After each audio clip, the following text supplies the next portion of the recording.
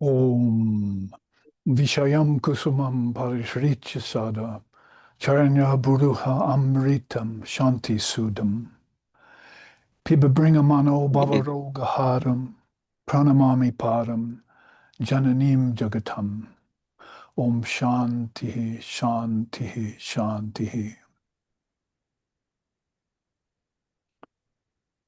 Renounce, my mind, be the sense flowers of this earth. Drink instead the nectar of Mother's lotus feet. Enjoy thus in peace and in mirth. Then in charm of delusion shalt thou cease to be. O great Mother of the worlds, be our salutations ever unto thee. Om peace, peace, peace.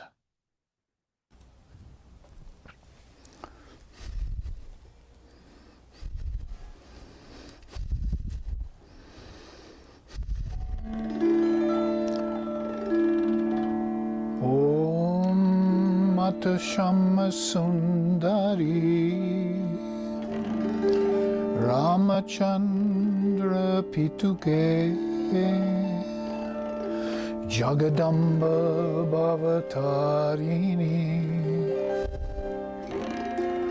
Uterile Navade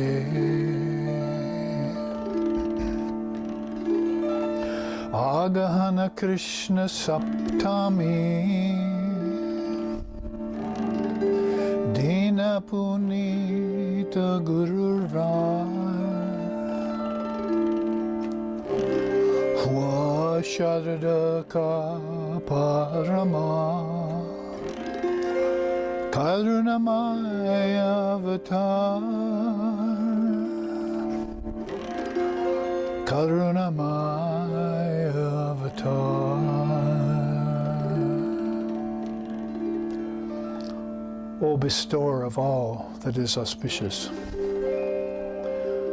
granter of peace and of bliss, and destroyer of sorrows, delusion, and ignorance. O Holy Mother, Shisharda Devi, graced with a celestial form and a pure, broad intellect filled with truth and knowledge. She incarnated in the tiny Indian village of Jarambati, naturally inhabited with pious people and set in the hallowed lands that are always pleasing to the mind. Naturally inhabited by good souls and rich with fertile soil.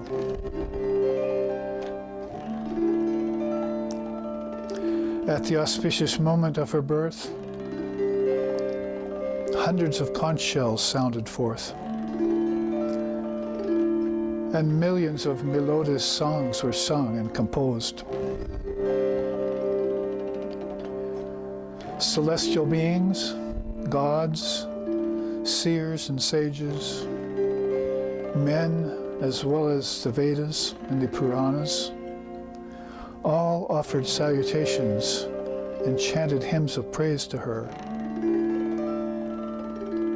the Divine Mother of the universe, the Holy Mother, known as Shisharda Devi. Om Shanti, Shanti, Shanti.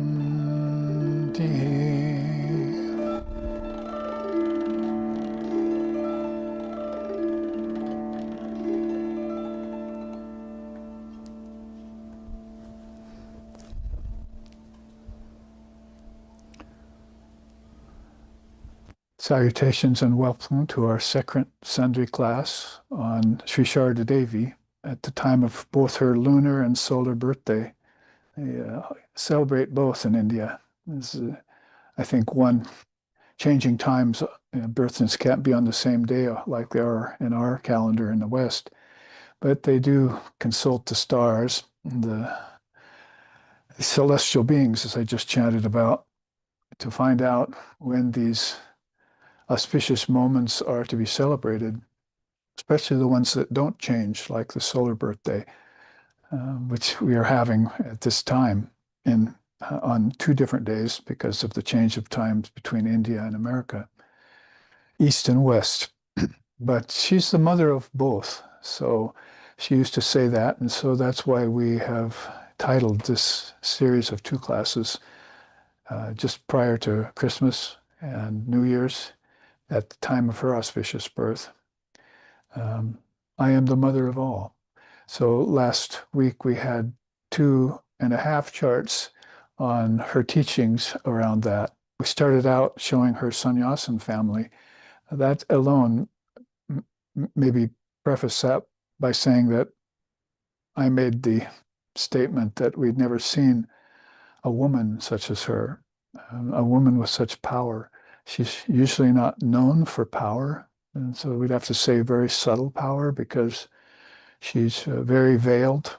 Lajja patavrittinicham sharada jnana daite, as they say in the scriptures. It's this mother of humble visage, um, is back behind the scenes, just like everything that's happening here, causing things to occur and animate things on the outside is caused by inner power, and good things are caused by inner strength. When you lack that strength and lose control of that power, which we call prana on the physical and vital level, and we call it shakti on the mental and intellectual and spiritual level, and then bad things begin to happen in the outside. So we want everything to reflect that inner peace, which she was cherishing the most. You need peace of mind first and foremost, she used to say. Goes along with our satsang teaching yesterday, where we were talking about don't do any action in restlessness or in darkness, brooding. Your mind's not in a good, even yogic condition. Just wait for that guna or that atmosphere to pass. It will. Especially you can help it if you do your japamala on your beads or on your hand and do your meditations every day. All of these practices that she enjoined upon us, although she was more into seeing God than seeking God, we have to say. If you want to go straight to the essence of her teaching, Sri Sharda Devi, the Holy Mother, that is Sri Ramakrishna's divine consort and wife. And they say the manifestation of Kali, Durga, Parvati, Saraswati, and Lakshmi in this day and age. In the Kali Yuga, where it's needed the most, that beam of pure light emanated from the heart of reality. Beautiful songs about her in a very short time, and about a woman to boot. So that's how we looked at it last week, is you rarely find a woman in charge of a huge organization like that, that due to her prayers grew up out of a state that was still unmanifested in the 1800s, even after the avatar Sri Ramakrishna had made his appearance. Then it started to manifest and turned into this great organization of service and love and liberation too. Atmano moksharta jagad hitaya cha is the motto for that order, Ramakrishna order, that Vivekananda coined when he meditated upon it. For the realization of the self, Atmano moksharta, that's Atman and moksha are the key words. And then Jagad Hitaya Cha, also for the good of the world. So it puts it in a good order. So I must put her teachings in that order too. We will have teachings today on method and path that she proposed for people who weren't of the level of understanding that the sannyasins are, which we looked at early on last week. She had 16 glorious male monastic children. Where have you seen that? In a woman, or even in most men? You'd have to go to great souls like the Noble Eight of Buddha, or 12 apostles of Jesus, or the 20-some direct disciples of Shankara, or the 16 disciples of Sri Ramakrishna, whom we are celebrating when we celebrate her. To find that kind of a group of souls gathered around her. By saints and sages worshipped, O mother kind. This is the song, verse of the song. So you find beings worshiping this so-called humble village woman who later on became this huge force for a world transforming movement, a three-world transforming movement, we should say, because her teachings are reaching into all quarters of existence in embodied condition. There are, of course, the higher ideals of disembodiment and freedom. That's also found mostly only in India, where you get when you think of no bodies, like, well, what's left? No mind, no matter, never mind, kind of saying. But there's still that presence of consciousness that is even more pronounced when the body gets out of the way. That is, all bodies, physical, vital, angelic, celestial, whatever you want to call them. Also subtle bodies, because the mind is a kind of body. And it exists at a very high level still in these chakras, these middle chakras, not the lower three chakras. You see, it's a psychophysical being. It's a brain and so forth, and it's availed with gross thought as well as some higher thoughts that get in. But when you get up to these higher levels of consciousness, we find love beginning to take over and devotion beginning to kick in and compassion beginning to show itself. And those are signs of the goddess. So you have to climb to find her. Sri Ramakrishna used to say that, says, I can come down only so far, and then I can call to you from this heart chakra, come up, raise your consciousness up to me, because I cannot go down there. I will not go down to that desecrated realm where the mind is thinking wrongly, or the actions are adharmic, and even sages hesitate to go there to try and help people who are out of their right mind.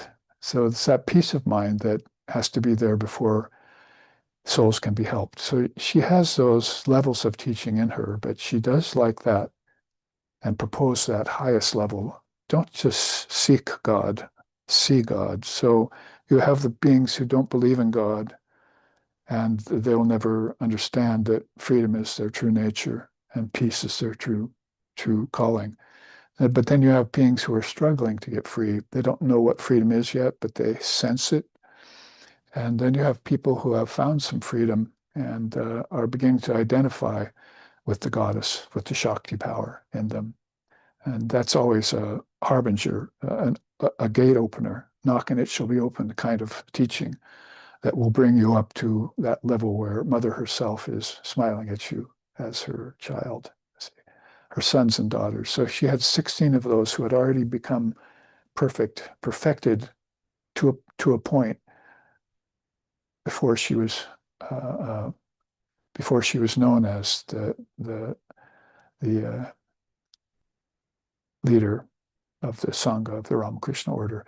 Then she had all of these wonderful householder children. Some of them renunciants too, is why I started out chanting, renounce my mind be, as if your be is a mind.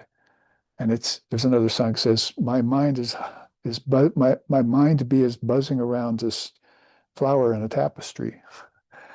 And so this bee saw this appearance of a flower and it tried to get honey from it, but always bumping up against carpet thread, and it couldn't penetrate the flower. So there's another song that says, my mind bee is trying to, it keeps buzzing around this flower in a tapestry.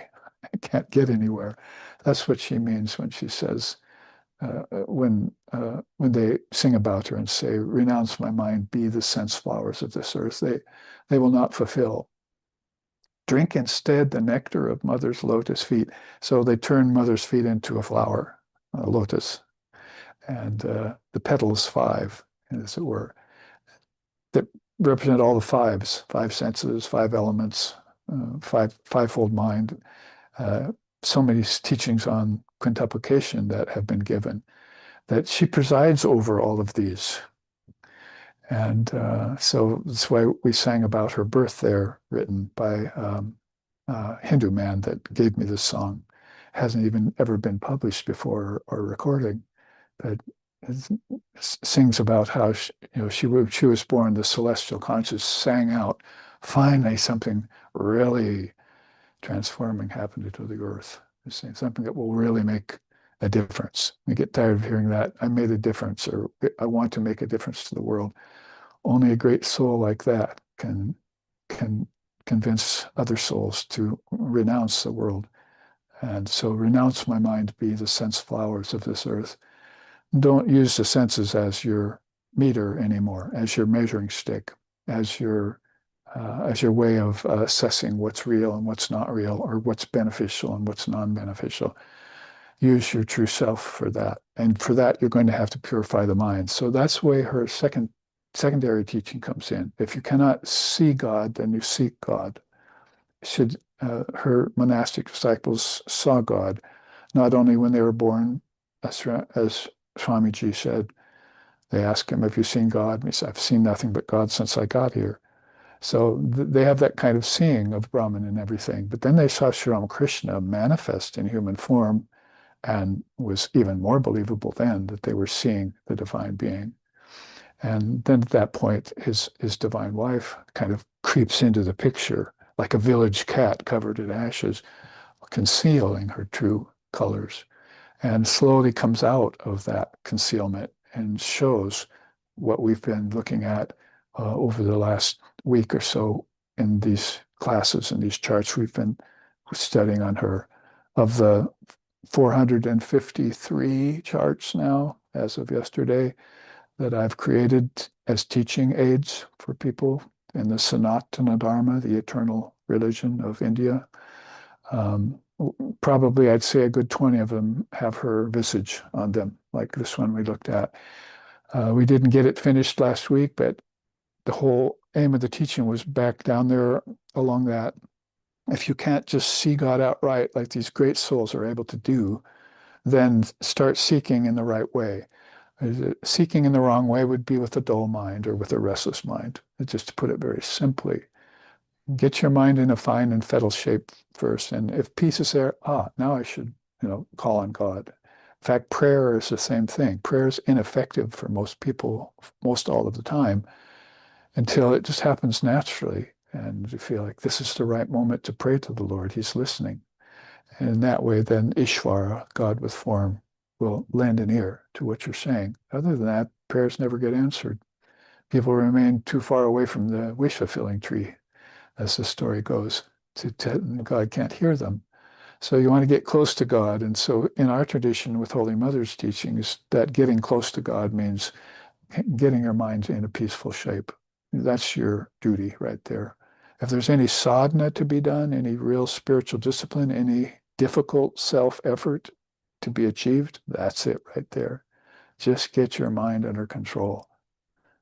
You can have a healthy body. You can have prana that's giving you pleasure through your food and your various sense enjoyments, but the mind can still be restless from time to time, if not all the time. Vikshipta, right?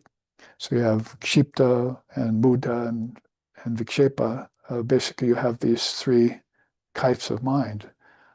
Dull, nothing will happen there for lifetimes except more dullness. That's called piling more gloom on gloom.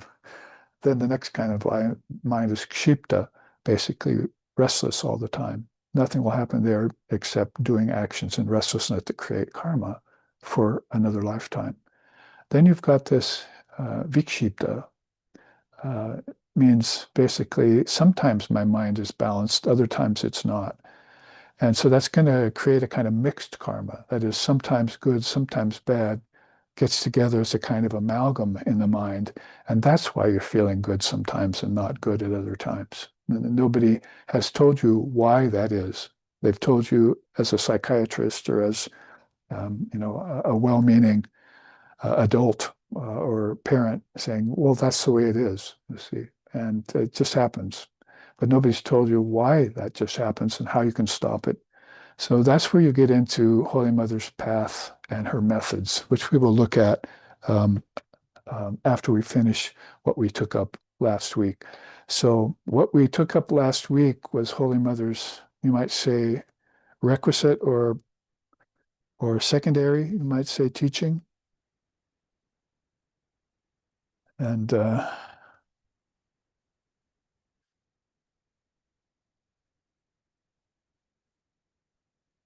and it comes in those three forms, three main factors in the attainment of enlightenment. If you could have a peaceful mind and keep it, then that would be a kind of state of enlightenment. It's called sattva shuddha. So tamas, darkness, rajas, restlessness, sattva, balance, but that balance gets lost and returns to restlessness again. Not good. It's because then my life will be the same. See, life follows the mind follows the gunas. So if you put those together, then if my mind is peaceful all the time, my life will be peaceful all the time, and the gunas will be peaceful all the time. Otherwise, not. If I'm falling off of that secondary ideal of balance of mind, and I have a day or two of imbalance, then that adds into the mind's belief in the illusoriness of the world. See, basically the problems of the world, they take them to be real. And they fear them coming back. Oh, I hope I can keep balance for a while longer. So it's not in their power anymore to keep their own mind peaceful, you see. They've handed that power away to these forces of nature. Those are called gunas. So you have to take that away from nature. So, take yourself away from nature.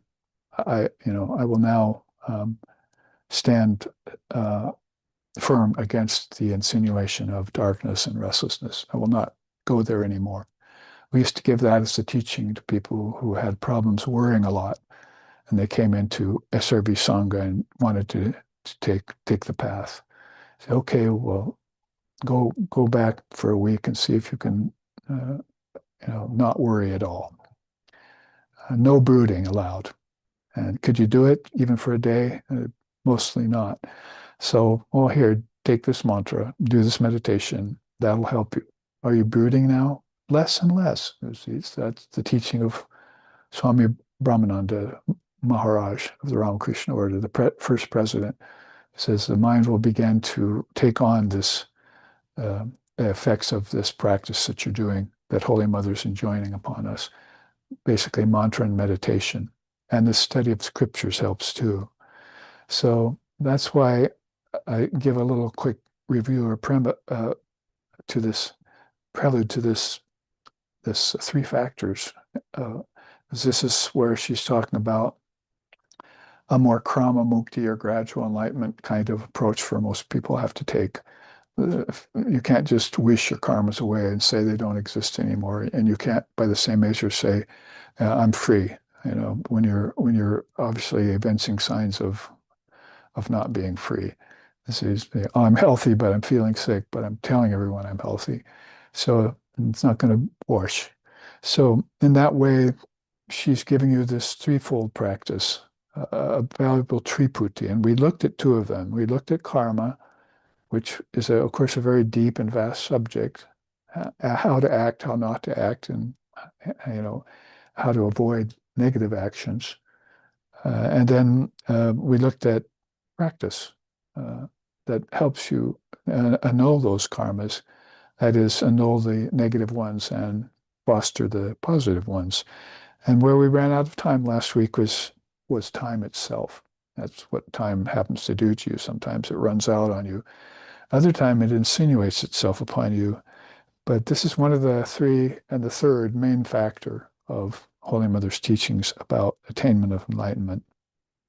So having looked already, and we can look back on that teaching, if we follow these classes over time and review them on our own, we can start there. Karma, practice, and then time. That's basically called karma, sadhana, and kala. Where did I just see kala? The name of a street I just went by, and a shop there. It's called Kala. So I said, so that must be Shiva. I should salute that direction. Says that's the name for Shiva, Kala, and Kali, his consort. So that's where we ended up last time with this. What is it she means by time being one of the factors of enlightenment? We already know that we've we have to do action here. We have to be very careful how we do it because it repercusses on us in good, bad, and mixed ways. The mixed ways sometimes the most difficult ways to see in us. When I was just saying, sometimes my mind's constant, sometimes it's inconstant. So then all of a sudden I get that back from my life. So action, mind, gunas, time, they all follow in each other, in succession with each other. They revolve with each other in cycles, which is why ultimately you want to be able to see God, not seek God, because if you go seeking God, you have to get into these cycles and you have to navigate them. And it becomes difficult for most people to do successfully without a teacher, or the scriptures particularly.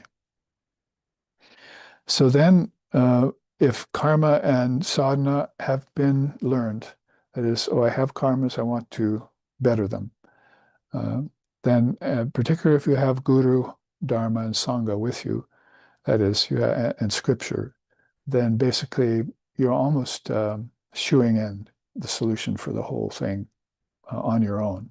If you're constant, that is, you keep it up. Perseverance was another one of her favorite teachings in this regard.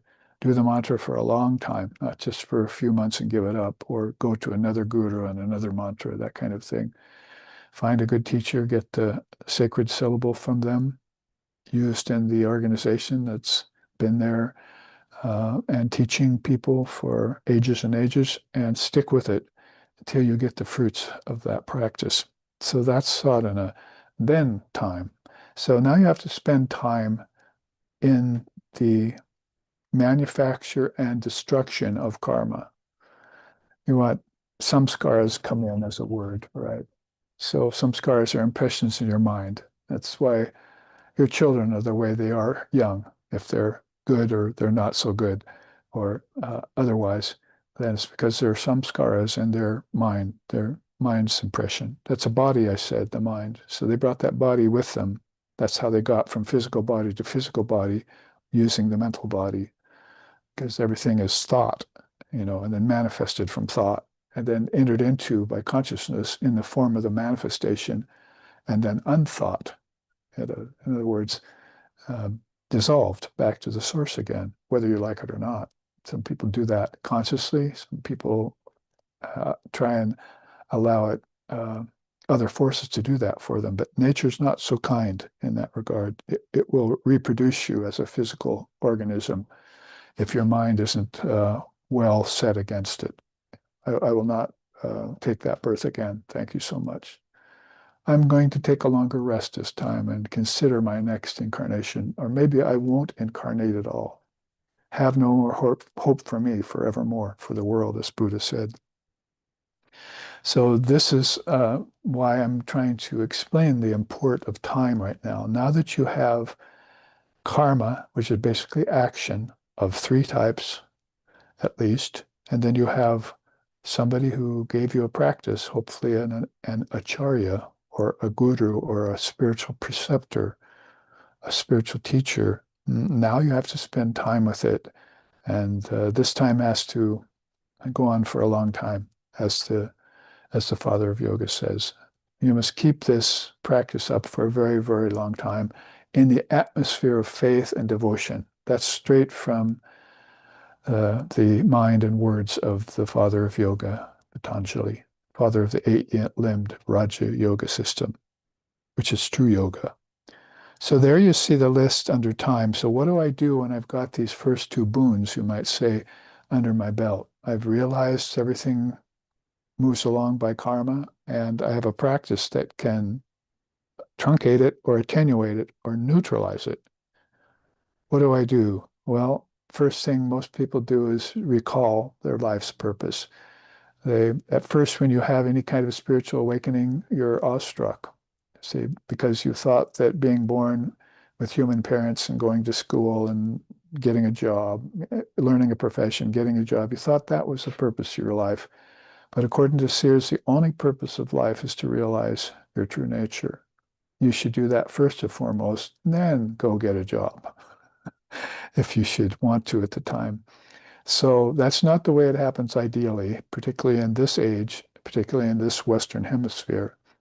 and particularly even more in America, which we see people trying to get jobs now and they can't even. So it's not like those are going to help you even if you get them. Sometimes they can act as uh, obstacles, which is a good thing about losing a job.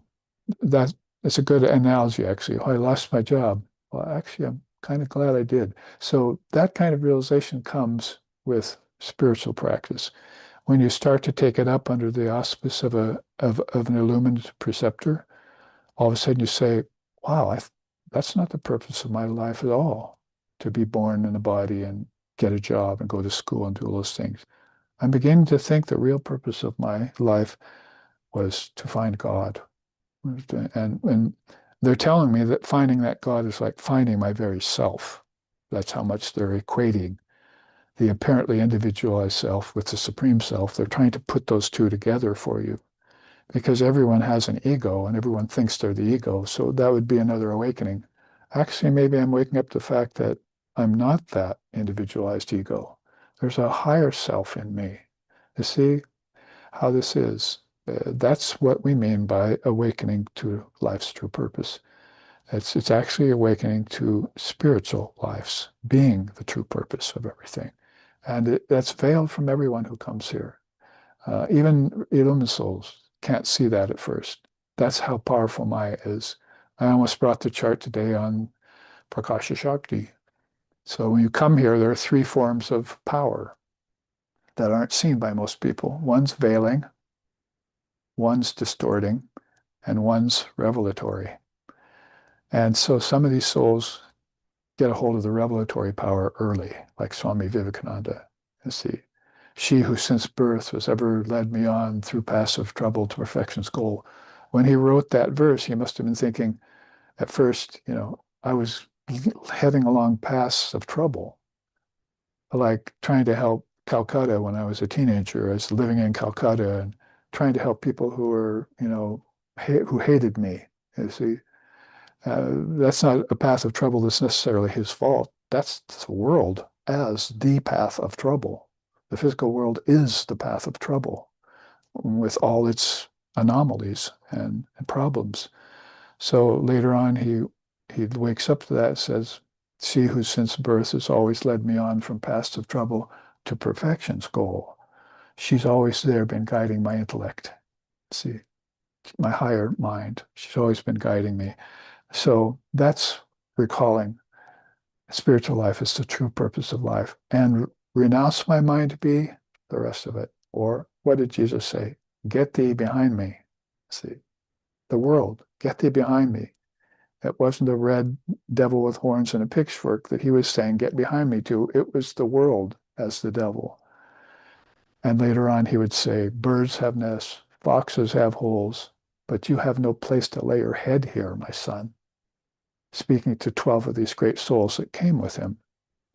So, I mean, so that's one of the five skulls, Oracle of the Five Skulls we're going to have next weekend. I invite you all to join us for the 3.5 day seminar, Friday, Saturday, Sunday. One of the five skulls is you are not an animal. She's been trying to convince you of this for thousands of years, hundreds of lifetimes, and people are still identifying with their animal nature. So she wants you to wake up out of that and realize your true nature. So nicely said by Jesus, birds have nests, foxes have holes, but you, being not a bird or a fox or any type of animal, do not have a place here on earth. In fact, the earth has a place in you. So you wake up to the fact that this is your manufacture. The world is what you created. God had no finger in it. Shakti was the force behind it, and she allowed you to do this. So you've got to get your philosophy and your yoga psychology together like ducks in a row, and then look at everything. Look at the nature of reality again. What will happen? You'll recall your true life's purpose. It's probably not going to happen until you realize truth number one, there is suffering. That's just like saying karma, isn't it? Do you like to suffer pain? And do you really like pleasure, knowing that pain's coming around the corner? Both pleasure and pain are to be renounced. They're a duality. Because if you're having pleasure, right away you're having fear that the pleasure is going to go away. See? And what's waiting after that? The karma for having pleasure called pain. So any real true thinker or high thinker is going to want to renounce them both.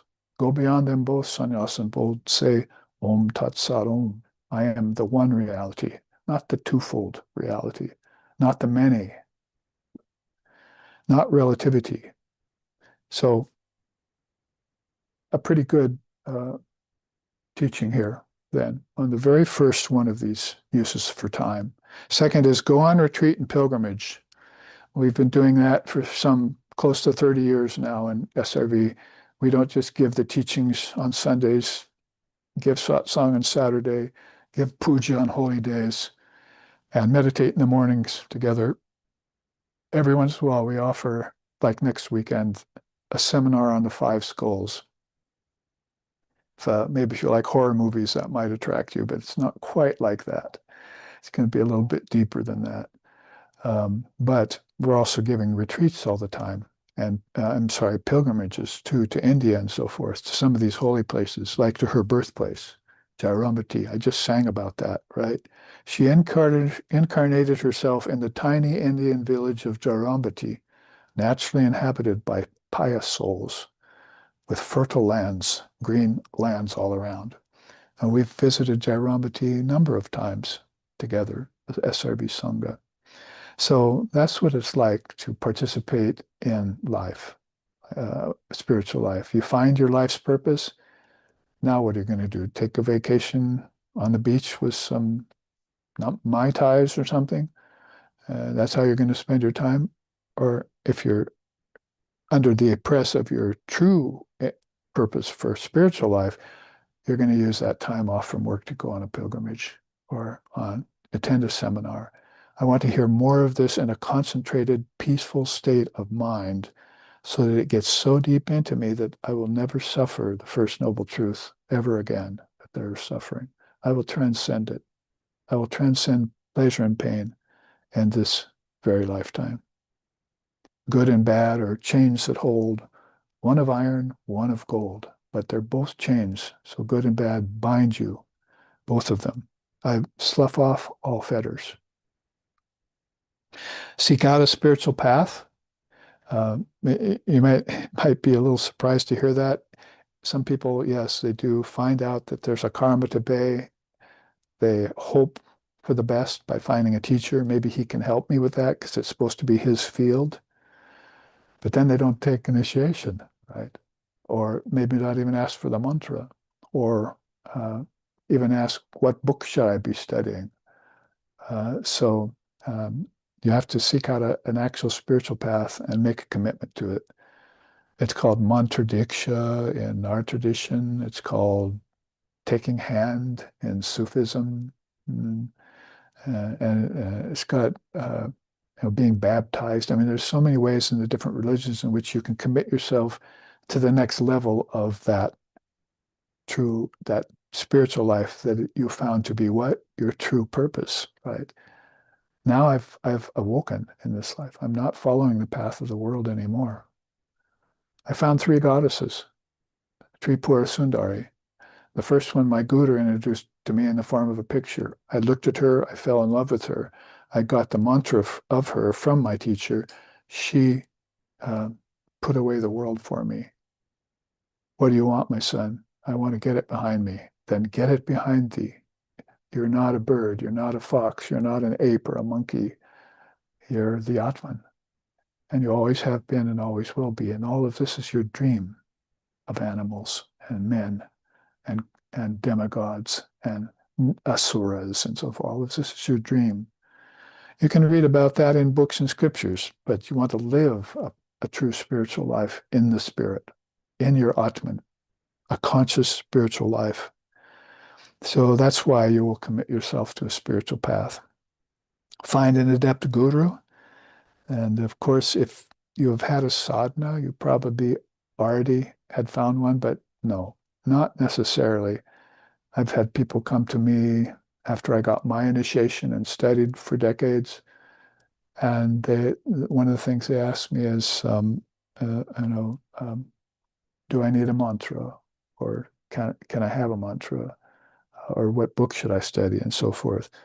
But quite often, people just come to a class maybe, or a morning meditation, and then timid, they run away. You see, so they heard the truth for the first time in their life, but they don't stick. See? That's why Sri Ramakrishna, who is the great teacher of teachers, Mahacharya, they call him, used to say, snow doesn't stick on a wet road. So snow is a good thing in this case. It means all the practice you've been doing, all the mantras you've been reciting, the mantra many times you've been reciting it, the scriptures and books you've read, the teacher that has illuminated your mind by explaining you the import of the scriptures is all snowfall daily, and it's going to stick on a dry road. But if your road is still wet, that is, you still think about the world all the time, you are not have not decided that you have a different calling than the world, life's purpose, and you haven't yet gone to the place, the holy sites of the luminaries on pilgrimage and retreat, and then you haven't set your foot undistractedly for once and for all on the spiritual path and started to walk, then you can go on pretending to be spiritual without a guru, or sometimes worse in this day and age, too many gurus. You're trying a little bit from that, a little bit from this. So that's why a kind of an agnostic approach, right? But you want a one-pointed ishta nishta type of approach. You want to find one true teacher, get the one correct mantra, get the right orientation for study, and set your foot on that path, and don't turn around and look back. That's how to leave the world behind. Man came out of a shower once, and his wife said, "You're no good. You're worthless." And he said, "Why are you saying that?" He says, "Because this man next door here, he's got 12 wives. He's giving them up one by one." And the man said, "Oh, he'll never be able to do that. That's not the way to renounce. You have to do it all at once. Watch this." And he put his towel down the table and walked down the road and never came back. The story that Sri Ramakrishna told about true renunciation. Once you see this world as false, you give it up right then. You give it up in here if you're a householder. You give it up here and there if you're a monk. Very great teachings that go straight to the point of the true spirit of tyaga, renunciation, which is one of the 5 niyamas in yoga. One of those things that you really have to adhere to it. You have to have that mental renunciation. If you want to put it in a more positive way, all of this is a dream. It's not real. And I leave it every night in deep sleep, and I'll leave it at death. And I can even leave it in meditation if I can get my mind high enough. It doesn't exist for me anymore. In those 3 times, it doesn't exist. So how can it exist? How can it truly exist if it goes away 3 times in my life? So that's what this adept teacher will tell you after you've committed to the path. What else will the guru tell you? Select an ishtam. Ishtanishta, I just mentioned that, right? One-pointed devotion to the ideal that you have found to be the real purpose of your life. That's called a chosen ideal. That's why Christ is called Isha in India. Also why they call God with form Ishvara in India, because that's the chosen ideal in form. You've got to have an exemplar. And the guru was your first exemplar. Oh, it should have been that your parents should have been. But if they didn't know anything about these truths yet, being born in the West in a dark age, for instance, who, with the thinking that the purpose for their life was to get a job and schooling and raise children and not know anything about their true self, then if that had been the case, then you're not going to hear it from them. which most of us didn't hear it from anyone here in the West. I finally found it across the river in my town, where the last living devotee of Sri Sharda Devi had held a spiritual center, and I went to him and heard that truth. So at that point, then I found my Ishtam, took refuge in the path and dedication, and haven't looked back since. It's been 57 years since that day. I always look back on that day most fondly, as my teacher would say, the day I met her. I heard her voice, I've seen her face. Now I long for her grace with all my heart. So she made a huge impression on this already free soul that came in contact with her. All free already, except for carrying a body to her, right? Prarabdha karma. Well, what are you doing here in form? I've been trying to find that out for a long time. I finally found out that it wasn't to get an education alone. It wasn't to have children alone. It wasn't to make money alone. Oh, the Ashana the triple bondage? Right. Good that you've recognized that. Now here's the real purpose for your life. Follow me. So that's taking final refuge in God as we draw near the close of this very rich and powerful chart of Holy Mother's three facets of enlightenment. Take final refuge in God. And it would have been nice if you had done it back when you found out karma was there and time was passing and you had to do some work. Uh, uh, but sometimes that kind of maturation comes over time. That's what the Krama Mukti path is all about. I'm getting free by degrees.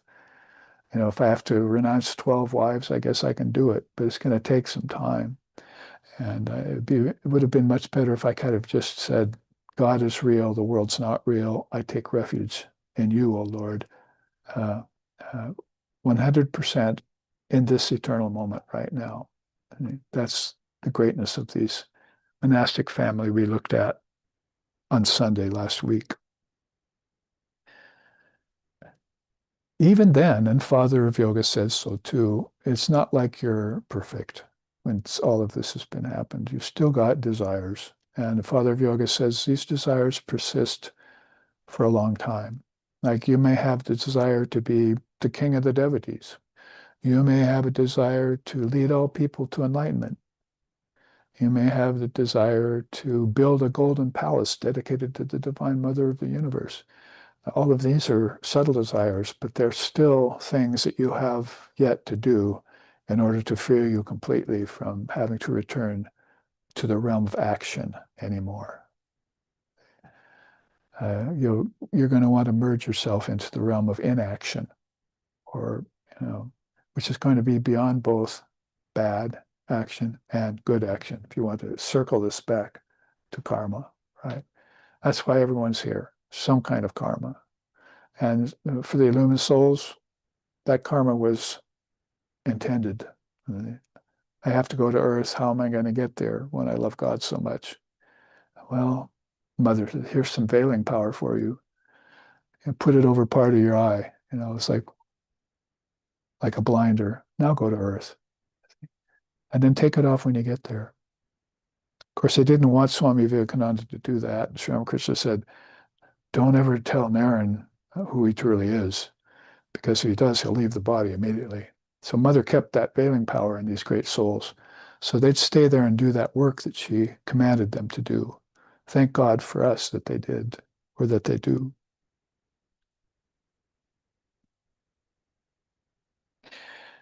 This whole chart then has been given to you at the grace of the Divine Mother of the Universe, things that we've drawn from her.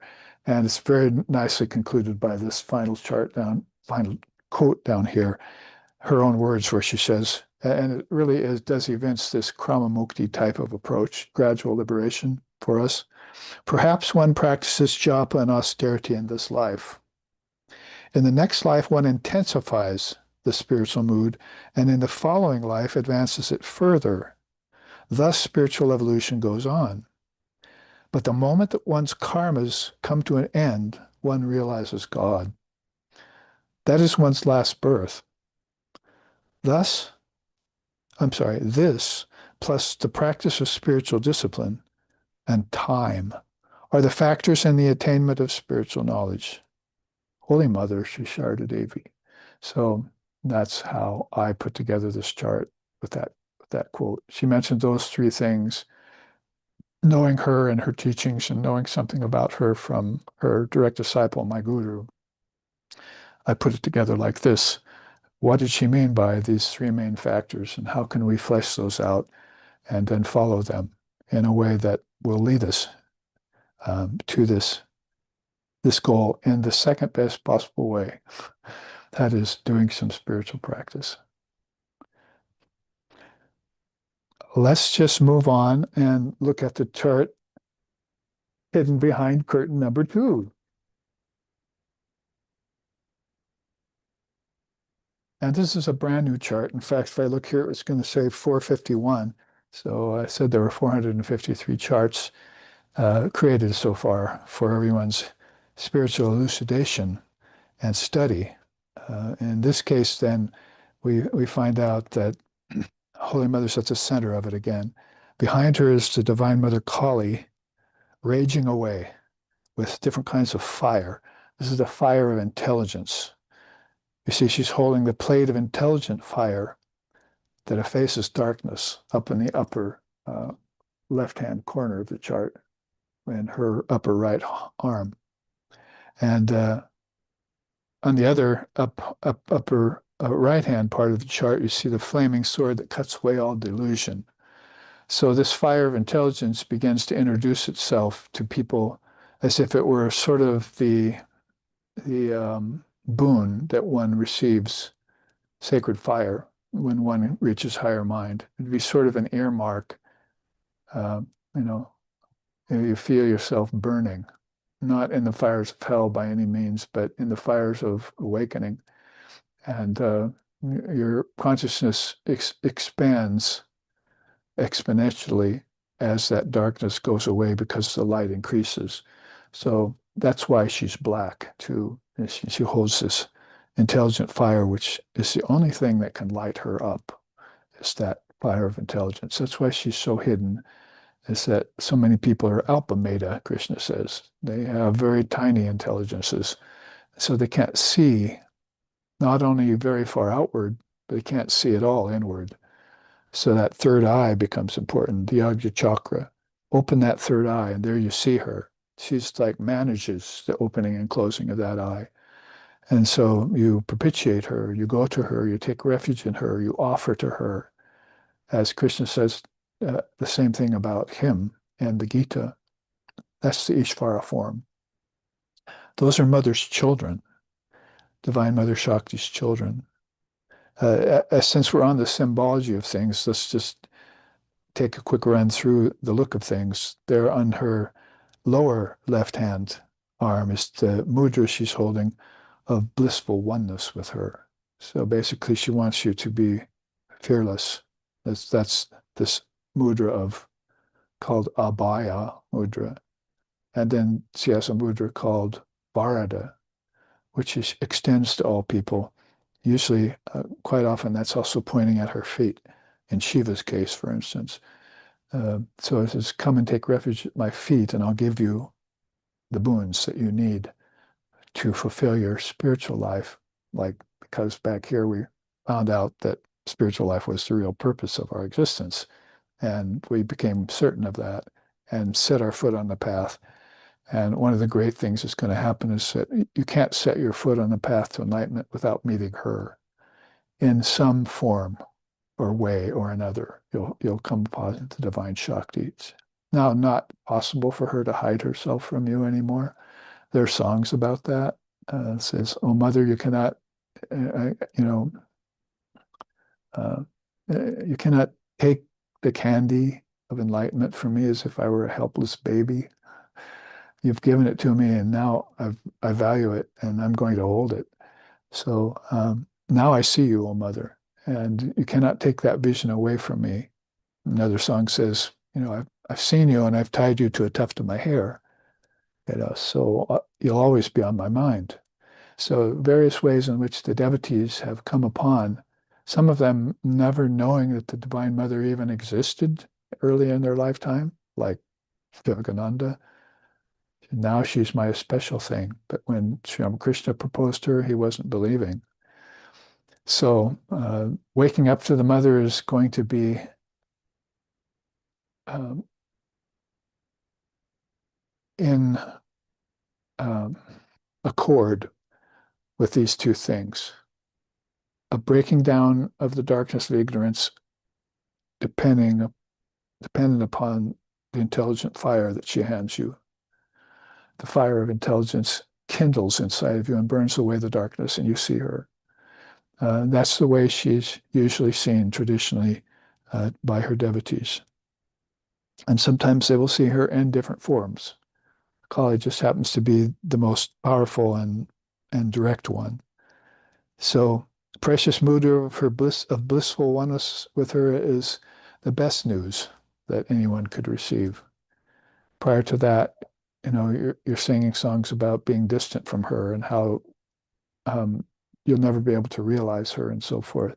And all of a sudden, she's giving you this warm confidence that you're her child and always have been her child and always will be her child and could never not be her child.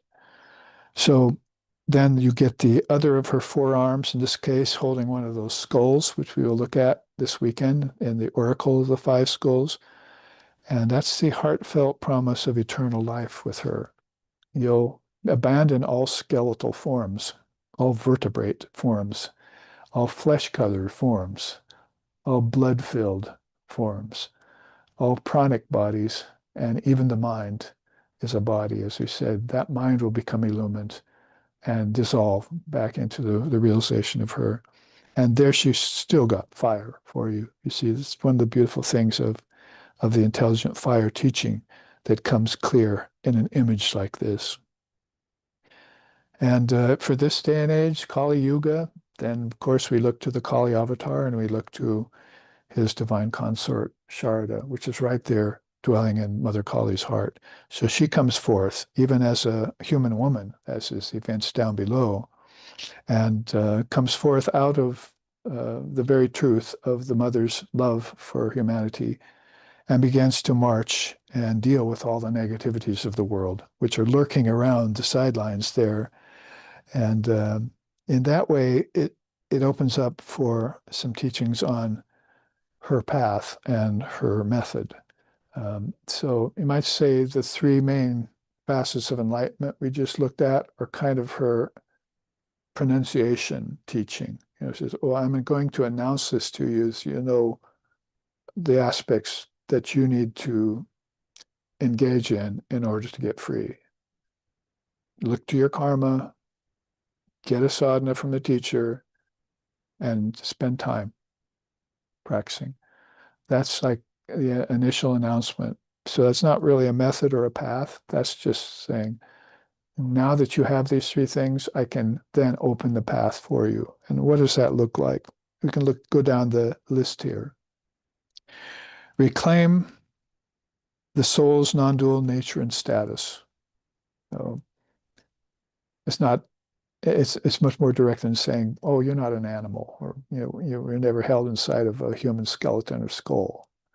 You weren't even the brain inside the skull. You were the mind, that conceived of a brain and a skull. So this way is putting it much more Advaitically. Reclaim the soul's non-dual nature and status. Yesterday and last week we were saying, by saying I am free, I'm never bound, I'm always free. That's my true nature. If I have that as my example, along with a Ishvara or a guru or both, then I'm going to have much more success in realizing a high truth like that. I can't realize it if I'm not in knowledge of it. If I don't acknowledge it. Acknowledge it is a good word because that knowledge is there. In the case of her children, she always sends them to the new avatar, Sri Ramakrishna. That's getting in step with what's happening currently in this world. A new man has come. Isheche nutan manus dakbijodi aichale. It's a Bengali song that's beautifully written by one of Sri Ramakrishna's devotees. Eshite nutan manas dekbi jodi ai chale. Well, why? Tar viveka vairagya Julie, because he holds this secret in his handbag of viveka and vairagya. First discriminate between what's changing and what isn't, and then renounce the unchanging, renounce the changing and embrace the changing. So basically, that's the new man has come with only two possessions. That's Sri Ramakrishna's direct method, which produces great monks, like we saw. So that's why you must go to this new dispensation of Indian Dharma. And people are gaining it by the thousands. And now there are millions following him in a very short time as you measure avatars who have come in the past. Like crusades that lasted hundreds of years to reach out and get very many followers. But this is happening immediately with the family of Sri Ramakrishna and in a very positive way that's suited for the darkness of this age. Uh, um, Something more than just austerity or prayer, whipping yourself, or something more than going to a cave and hiding out or retreating from society into the woods. It's got to be something greater that's going to give you that introduction into higher truth in this age, to penetrate, like she's doing with intelligent fire, the darkness of the Kali Yuga. Kali means black or dark. So they use that in different ways in her case to explain things. Another thing you can do right away if you awaken to this life's purpose is aspire for dharmic parents next time. It's not like you turn your back on people. Buddha didn't. He was born to rich parents, king and a queen, although his mother didn't live that long. But basically, he went back to give them the Buddha way when he found the way to nirvana and enlightenment. So, but in the case of people not so high-minded and destined as Lord Buddha, blessed as Lord Buddha, then you would start thinking, you know, as I heard one student tell me once, if I have to come back here again, I want dharmic parents.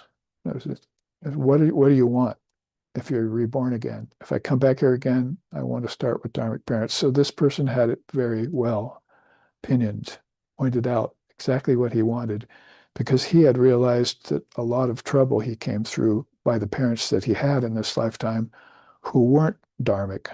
They might have not even been adharmic. They might not have been bad parents, maybe just unillumined, not giving him the truth right away so he could give up the world and embrace spiritual life, which is his true destiny after all. You don't want anyone to take away your true calling, your true destiny. So on top of that, begin seeking God from childhood, like we saw great beings like Ramana Maharshi do and others. As Jesus was doing that early on in his teens. So had this real love of God that was pressing in over and above and beyond and through all worldly considerations that were there. Father of a carpenter, father of a king, as on Emperor of France one day, food for worms the next, they said about Napoleon. So basically, you can reach the highest, but then there's always this fall from that high position, unless that high position is based on changelessness, eternal life, Jesus talked about, or nirvana, Buddha talked about, or samadhi, Father of Yoga talks about. So if you didn't seek it, if your path was Krama Mukti and you didn't quite realize it, and you're still coming back with some of these desires and realizations to have, then you want to be doing it from a young age before they indoctrinate you with lower knowledge and convince you that you need to get a job, or nowadays 2 jobs. I just got a message from one of my students. Yeah, I'm working a second job from midnight to 6 a.m. When do you sleep? Oh, I grab a few hours here and there, you know. That's just to barely make it through. So I don't really have to convince anyone that that's not a good situation in the world. And that should be alone enough to have you renounce the world. I think I'll just live poor. Well, other people lived poor and reached the goal. I've got a few powerful names for you. So anyway, that's not just hearing a teaching and then coming up to Babaji and saying, I disagree with that because family's important and job's important and so forth. It's not as important as God. It's not as important even as your peace of mind. And it's much more important than money and fame, which you're trying to seek through all of this. You're still seeking non-eternal things. I started off chanting yesterday morning, Nicho Nichanam Chaitanas Chaitananam. You want the Nitya, the eternal, among non-eternal things. You want Chaitana, intelligence, among uh, non-intelligent beings. So you want that highest principle of, of consciousness along with the highest spirit of truth, because to them belong peace. But to none else, you know, almost have to say that off to the distance because people will get depressed. I mean, I can't have peace. Not if you hold the world above God. No one's ever been able to have peace and do that. Even holding God equal with the world is difficult to do without a lot of special dance steps you'll have to do trying to keep that perspective. But holding God first and foremost, as Jesus told us, will always be the best. And other religions put it that way too. Also, keep an eye toward that ego we talked about early in class. Ripen the ego and keep it from influencing your decisions. You want to, I mean, you'll see this happen too. People take the spiritual life and think that all of a sudden they have all the answers and start making decisions from the ego. That's called a spiritual ego, by the way. And it's one of the most dangerous things, one of the hardest things to get rid of, they say, once it's set in, is a spiritual ego. But those devotees who take refuge with Guru, Dharma, Sangha, start on the spiritual path and begin to hear the mother's voice, they give it away. Not I, but thou, O mother, not I, but thou, Sri Ramakrishna used to always say. I know nothing, mother, you know everything. Tell me, inform me. We'd ask my teacher, Swami Sheshanandaji Maharaj, peace and blessings be upon him eternally. We'd ask him a question, and he'd like sit there rolling his eyes for like 10, 15, 20 seconds, hemming and hawing until she finally gave him the answer to our question and speak through him. And meanwhile, he was just like, you know, looking at all the answers that his own ego, as ripe as it was giving him to say. And then he'd come out with something that was not even pertinent to the question you just asked most of the time. But it got to the whole root of the matter by the end of his answer. So that's how God works in very disparate and strange ways. So a teaching here is that always be silent. Wait for her to speak on any given matter. Your actions, your thoughts, things that people ask you. Give me a moment give me a moment to think about it. Right? Give me a moment to consider it. You might even have a quick and ready answer that worked for you, but it might not be the answer that would work for that person. So you actually consciously try to contact the Divine Mother and her voice within you. That's a conscious movement you make. And you can put everything off out here in the meantime for a while. It can wait. So it's a very good piece of teaching that she used to give about the ego influencing people's lives. Next, setting the mind firmly on maintaining peace at all times. You need peace first and foremost, was her teaching. So it'd be one of the, I'd say, the best penultimate goal, short of I will get free or I will be free, would be I must have peace of mind. That can trump all the rest. There are a lot of considerations, things that you would like, Spiritually speaking, if Mother appeared before you, what do you want? Somebody wants to ask her, well, what would you want, Mother? I mean, we tell you what we want when you ask us what we want, what do you say is the best thing? Nirvasana. What? Nirvasana, freedom of desires. She had the ready answer just like that. What's the best thing to ask for if you get her boon or you get her presence? Freedom from desires. Because freedom from desires, as we just read, is the quickest way to God realization. As soon as your karmas are neutralized, you realize God at that moment. See?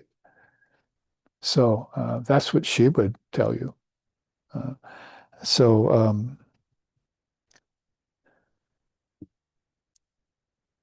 I think you might be able to say peace of mind is freedom from desire. I mean, if you have peace of mind, are you sitting there in your peace of mind thinking, I want this, I want that? Or are you saying, oh boy, does that feel good?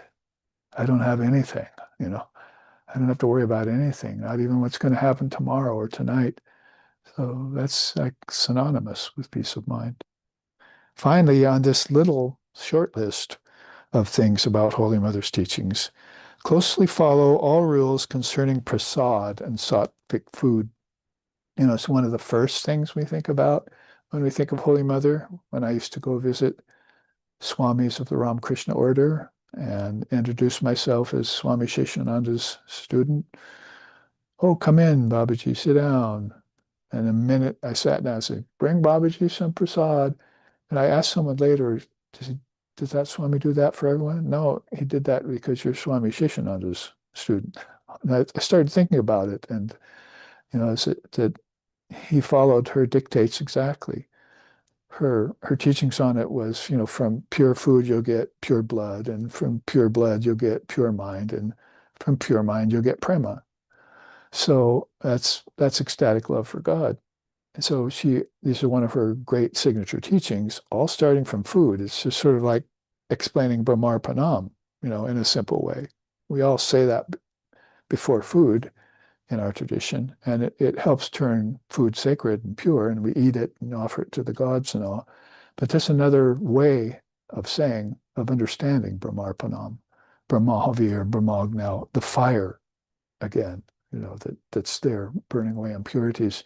We want it to burn away the impurities in food too. So we take it, we can get pure blood, pure thought, pure mind, and pure love for God. So it's a teaching that immediately occurs to us, to me, when when a newbie, you know, when somebody comes along who wants to join us or enter into spiritual life, the first thing I think is, what's your diet? And I never say that to them because I don't want food to be a deterrent to them getting on the path. I mean, you can eat meat and still get enlightened, and you can eat vegetables and never get enlightened. So it's not like this has to be a really hard and fast rule for enlightenment itself. It's just that for the seeker, pure mind, pure blood, everything that leads to pure mind, which is peace of mind, right? That we've just been talking about. Anything that's not leading to that peace of mind is going to be more important than I'm free at this point. I'm free is just not going to cut it for you. You can get a spiritual ego by I'm free, right? So what's really going to be important for that newbie is that, this kind of food is giving you a restless prana. And that restless prana is giving you restless thoughts. And that restless thoughts are keeping you from meditating and so forth. It's just a matter of real deep practicality. And she knew this. So I'm putting that at the base of the list because it's that important. It probably should be the last thing said. So it's the first thing someone new will do. And you saw that in the 60s when we were entering into these kinds of teachings from India, is that people were really beginning to think about their food. And why was that? Oh, up here, because aspiring for dharmic parents, their parents were eating horribly. And sometimes they had to because they didn't have enough money to buy high quality food. In America, high quality food was not even known about yet. Organics and all that came later. So about the 60s and there, people started saying, this food's not making me feel well. It's some deterrent in it, not just poisons, but there's something else in it. It's a kind of negative consciousness in the food from the people who are growing it. It's not just the pesticides from the people who are growing it. It's the idea that they need to use pesticides to grow it. That's an impurity in the food. And so I'm going to need to find a way to neutralize all those poisons on all levels. I came upon one of those other charts with her picture on it. It's called the Four Prasads. I almost brought it today. One of those is Anaprasad. You must have pure food. Then pure mood, pure mind, and pure love. So she's got this other teaching where she's got these four kinds of prasad. This one deals with that import of food. In the time remaining in this class, and be a nice way of concluding a two-class series on her for future viewing and study, we can look at properly now more of her methods. Again, we had the three facets of enlightenment, which are more like a pronouncement. These are what you have to be in mind of when you come to me and want to hear what my path is about. Now, here's the path and how to conduct it. And here's the method which you practice as you walk the path. A lot of people just get on the path and they think that's the method. So a lot of people nowadays, I'm just doing hatha, and some pranayam. I hear it all the time. I said, well, the path consists of four yogas, none of which are those. Raja, karma, bhakti, jnanam. That's the path. So you can, I mean, that's the method, sorry. You can be on the path and have put yourself on the path and not be practicing a method that's in accord or part of the concomitants of the path, a method that equals the path. So that's why this next list is very illuminating. Accept all sincere teachers, but follow one of them to the goal. So no wild fox Zen, please, amongst us Vedantas, where you take one teacher and run off the next week, jump on your motorcycle and drive onto someone who hugs you and show you like that guru better. I've seen all this happening all the time. Find one good teacher by which your awakening to spiritual life led you, and then find out if they're authentic and teaching the truth. The Advaita has to be there. And then go to that teacher and ask for refuge and enlightenment. And then follow that to the goal. And I'm in awareness of lots of Vedanta devotees who never went to other paths and other gurus. They came into this life, they went straight to Sri Ramakrishna, they went straight to Vedanta, they went straight to Swami Vivekananda, they found Holy Mother, and none of this other got in the way. Some of this other are good paths, Buddhism, Jainism, Sikhism, Sufism. We saw people go into those paths, but they were committed to that one path with that one guru who had led them there. And that's all well and good. But there's a lot of others who didn't have that Ishtanishta idea. And they could probably just cast about. They thought they could just cast about and draw a little from this and a little bit from that and a little from that. You know what Sri Ramakrishna said about that? There are some cows that wander the fields. They get outside the fence and they eat things from all over. And they come back and the farmer milks them and their milk smells funny, right? Because they've eat so many things. But then there's those cows that he kept inside the pasture eating only the green grasses and the feed that he gave them. Their milk is sweet and nutritious and pure. So he's not talking about dairies and so forth. He's giving an analogy from country life. That means if you feed in that one dairy, the best food from that one farmer guru who knows how to raise you in spiritual life, then your milk, the nectar of consciousness, will be sweet and fulfilling in you. And if you're milk smells a little funny, you came from somewhere else, um, they'll help you too if you need it. So, um, some things about not only rules for consuming prasad and sattvic food, but how to do the same with these uh, no dearth of teachers out there that you can draw from now. Some of them, not even from India. I mean, I always went to those who were from India for my reference. But there are people who are, Europeans and Westerners who are putting themselves forth as teachers, and you have to examine them and see if they learned from the source. You'd be learning from, somebody of a tradition who has taught you the Advaita, and who can pass it on to others.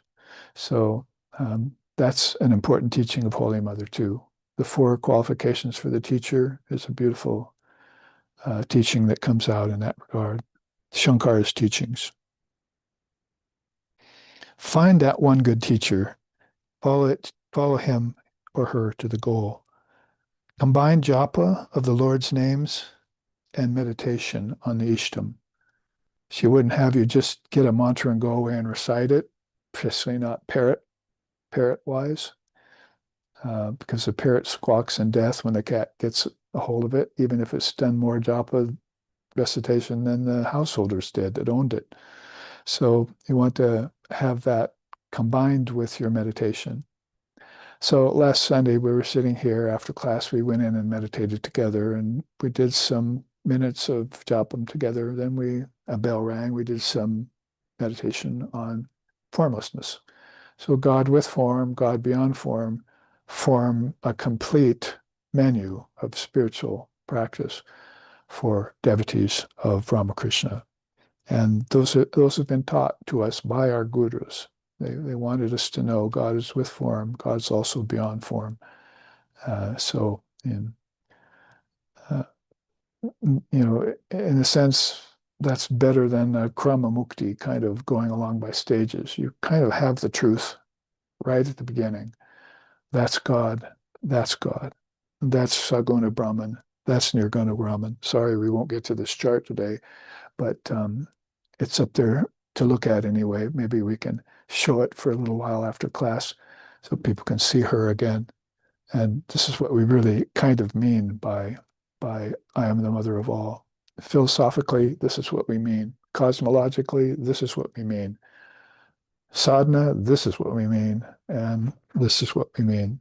So all those things can be given out as Holy Mother Shisharda Devi's great teachings.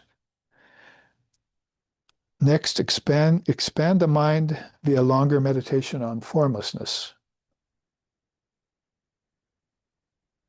Being the followers of Sri Ramakrishna, and he's gone now, the early devotees of the order ask, who are we then, and who do we follow?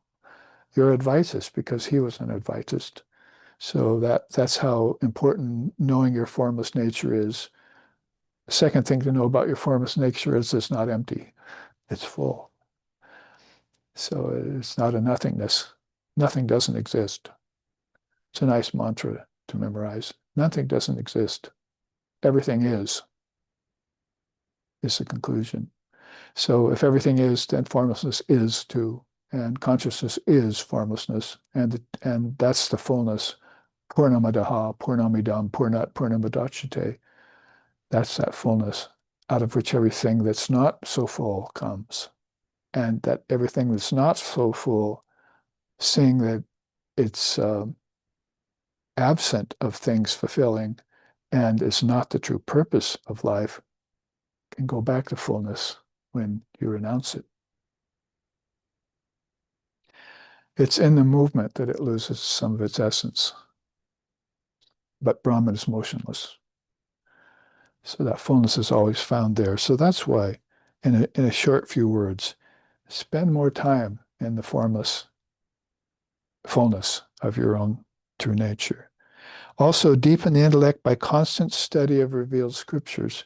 And it's not just also, that's how you can spend more time in formlessness, by taking up scriptures like the Avadhuta Gita, Ashtavakra Samhita, Adhyatma Ramayana, Brahma Sutras, and other great teachings that are called revealed scriptures. And India has a lot of them. That's one of the great things about India. It's got a lot of revealed scriptures and less of an accent on the unrevealed or dualistic scriptures, we call them. Along with convincing the mind of its true status, which we had in the past, he wants you here to convince the mind of the ever-liberated state of the Atman. It could be that you say, well, I'm trying to realize the identity between the Jivatman and the Paramatman, right? My individual self and then the Supreme Self. So as I try and realize that, it would be good for me to know of the pure and perfect nature of the Atman. And as I'm becoming closer and closer to realizing the Supreme Self, to know that that Supreme Self exists is what she means here. Convince the minds of the Atman in you and also know it at the same time to be always in an ever-liberated state. That's why Shankara calls moksha a state always at hand. Nobody ever, I heard, defined it that way. Moksha, because people would say, you are once bound and you're getting free when you get moksha, but nobody who ever realized moksha ever felt that the bondage that they were in was ever real. When they got out of it, they realized that it wasn't real, so it could never be called existent. And so that's the beautiful thing about higher intelligence that's gotten fired up by the Divine Mother Shakti with intelligent fire, is that after the fact, it realizes that darkness never existed and there never was any bound. Inferior souls will say, I was once bound, now I'm free. And the others will shake their head. How can that be? The Atman is ever liberated. So that's why I like Shankara saying, moksha is a state always at hand. He didn't say it's gotten by, in fact, he preached against it's gotten over time. It's gotten, in a post-mortem emancipation. No. It's gotten after death. No. It's gotten due to practicing sadhana. Just knock them down one after another. It's an ever-liberated state you're talking about there.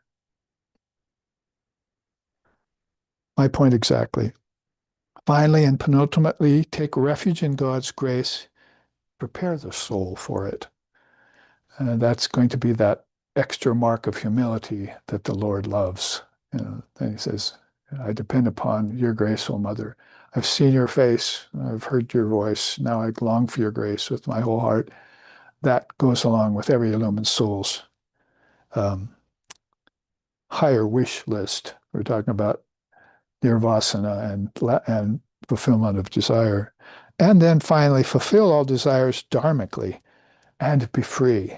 So once you reach a state where you say, I have peace of mind now, and my freedom is a light at the end of the tunnel. I feel it. I can taste it. I sense it. I intuit it. At that point, then, look at whatever desires you have left and fulfill them in that light. And that's what she's doing for all beings. If they can see her, she'll make sure that all these desires will be dissolved inside the realization of Brahman. And she says here for that, if you pray to the Master before his picture, then he himself manifests there. The place where his picture is kept becomes a world shrine, and he pays special attention to such a place.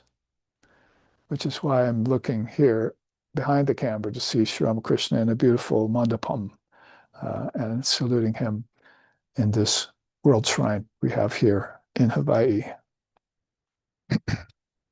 Om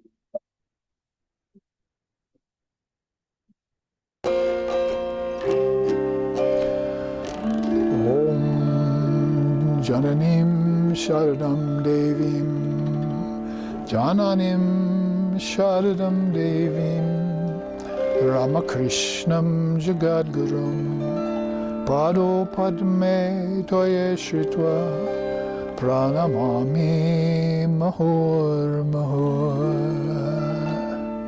Pranamami Mahur Mahur. O Ramakrishna, teacher of all, O Sharada, Goddess divine, in bosom holding those lotus feet, salutations to both ever be of mine. Om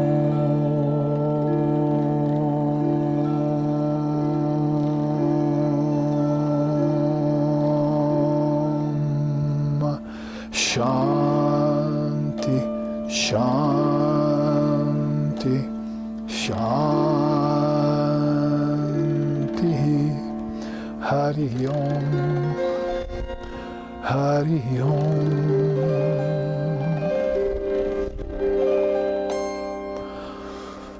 Om.